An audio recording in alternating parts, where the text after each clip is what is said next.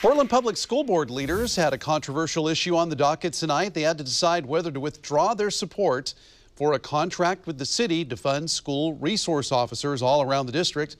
Fox 12's Brenna Kelly is live at the district headquarters now with a meeting that just wrapped up. Brenna, what can you tell us?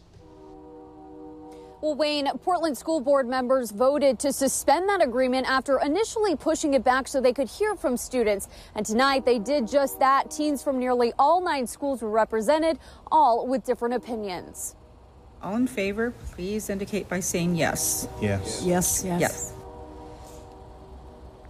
And that you hear is the sound of satisfaction for some. There's clapping in the room. This after the district suspended an agreement with the city of Portland to pay for school resource officers. Since 2001, Portland Police Bureau officials say they've provided SROs to the district for no cost. But in December, the school board voted to share the responsibility and help pay $1.2 million in exchange for officers spending more time in schools.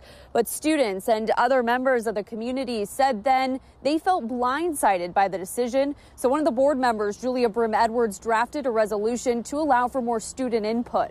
Tonight, a number of students spoke, offering different perspectives, such as increasing funding for restorative justice programs and scheduling student engagement sessions around the topic of SROs at each high school. I did speak with 2 students from Cleveland High School who say they understand the need for law enforcement on campus, but feel district funds should go towards school renovations and reducing class sizes. Right now, we have teachers with 30 to in the 30s and 40s of students in one class, which is really difficult to learn, and it's really difficult to make a connection with your students when class sizes are that big.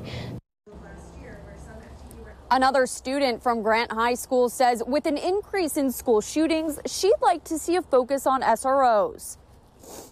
If there's a good guy with a gun on campus, then maybe they can stop a bad guy with a gun, and students could feel safer about that rather than having to go into class lockdown or just run out of a school or something.